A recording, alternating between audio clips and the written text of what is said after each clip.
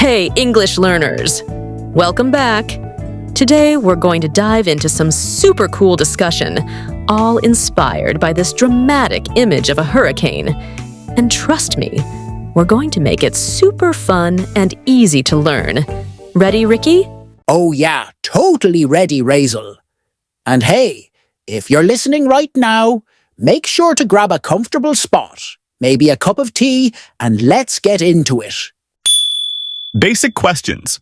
All right, guys. So looking at this massive storm in the picture, I've got to ask, Ricky, what's like the difference between a hurricane, a cyclone, and a typhoon? I always get confused. Aren't they like the same thing, or what? Oh, good question, Raizel. So here's the thing. They're all basically the same type of storm, but it just depends on where they happen. If it's in the Atlantic Ocean or the Northeast Pacific, we call it a hurricane. For example, like Hurricane Katrina that hit the US.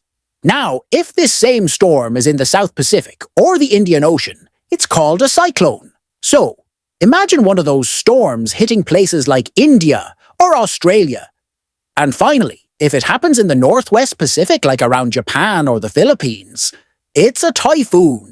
Just think of it as the same storm with different names depending on where it decides to show up and cause trouble. Oh, I get it now. So it's just about location, huh? That's kinda cool. Thanks for clearing that up, Ricky. How do you think the people on the beach are feeling, and why might they be running? The people on the beach look scared and are running away quickly. They might be feeling afraid because the hurricane is getting closer, bringing strong winds and huge waves. They are probably trying to find a safe place to hide. Can you describe the impact of the hurricane on the palm trees in the background? The palm trees are bending almost sideways because of the strong wind. Their leaves are blowing wildly, showing just how powerful the hurricane's winds are. It looks like they could be uprooted if the wind gets any stronger. What kind of damage do you think this hurricane could cause if it reaches the land? If the hurricane reaches the land, it could cause a lot of damage. It might knock down trees, destroy houses, and flood the streets. The strong winds and heavy rain could make it very dangerous for people living near the coast. Vocabulary builder. All right. Moving on vocabulary, let's start with the big one. Hurricane. So, Ricky, what exactly is a hurricane, and can you give us an example? Oh, good one. Okay, so a hurricane is basically a massive storm with crazy strong winds and heavy rain. It forms over warm ocean water and spins really fast. For example, you might hear someone say, "Last year we had to prepare for a huge hurricane that was coming our way." Honestly, it's like nature throwing a huge tantrum. Next up, we have landfall. What does that mean? And can you use it in a sentence? Oh, I got this. So, when a hurricane or any big storm makes landfall, it means it finally hits the land after being out in the ocean. For example, the hurricane made landfall on the East Coast, causing lots of damage. It's kinda like when you finally arrive at your vacation spot. But, way less fun. Okay, now here's a super important one. Evacuation. What's that all about? Ah, yes. Evacuation means leaving a place to stay safe, especially when there's a big disaster coming, like a hurricane. You might hear, "The government ordered an evacuation before the hurricane hit." It's like when your parents tell you to get out of bed quickly because you're late for school, except, way more serious. And how about shelter? What does it mean, especially in a hurricane context? Oh, shelter is like a safe place you go to protect yourself from the storm. So, if someone says, "We took shelter in a sturdy building during the hurricane," it means they found a safe place to stay until the storm passed. Think of it as the place you hide during a game of hide-and-seek, but for, like, survival. Last one. This is a fun phrasal verb. Hunker down. What does it mean, Ricky? Ooh, love this one. To hunker down means to stay in a safe place and wait for something dangerous to pass. So, you might hear, "We decided to hunker down at home until the hurricane was over." It's like when you curl up on the couch with a blanket during a scary movie. But you know, for real-life safety. Grammar focus.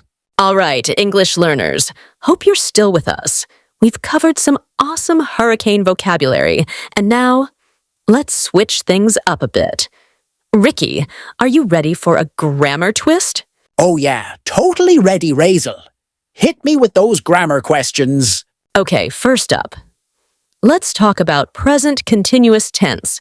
Looking at this crazy hurricane image, how would you use the present continuous tense? Oh, great question. So, the present continuous tense is used to talk about actions happening right now. For example, looking at the image, you could say, "People are running away from the hurricane," or "The storm is approaching the shore." It's all about what's going on in the moment. Ah, love it! So it's like saying, right now we are learning English together. Perfect. Now let's dive into prepositions. Can you spot any prepositions we could learn from this image? Ooh, good one. Prepositions show where something is, right? So, in this image, you can use prepositions like, "The boats are on the water," "The hurricane is above the ocean," or "People are running along the beach." Prepositions help us get all the details right. Ah, I see. So like, I'm sitting at my desk while listening to this podcast. Haha, love that example. All right, let's move on to something tricky. Comparative adjectives. How would you use those with this image? Oh, I like where this is going. So, comparative adjectives are used to compare two things. Looking at this picture, you might say, "The waves are bigger than usual," or "The sky looks darker than before." It's all about showing how one thing is more than the other. Haha, love it. Okay, last one. Let's go for modal verbs. Can you give us some examples from this image? Ooh, fancy grammar. Modal verbs like can, could, might, and should are all about possibilities, advice, or ability. Looking at this image, you might say, "People should evacuate to stay safe," or "The storm might get stronger." It's great for talking about what people can or should do in situations like this. Nice. So like, you should definitely keep listening to us for more English tips. Other common questions. How would you feel if you were one of those people on the beach? Oh man, if I were there, I'd be super scared. I mean, imagine looking up and seeing that massive tornado swirling towards you. I'd definitely be running as fast as I could. And honestly, I'd be thinking, why didn't I check the weather forecast before coming here? Haha. Yep. I'd be the same, like, okay, time to get out of here, folks. All right, here's a tricky one for you. Why do you think hurricanes cause so much damage, even though people are often warned in advance? Ooh, that's a deep one. So, even with all the warnings, I think it's because hurricanes are just super powerful.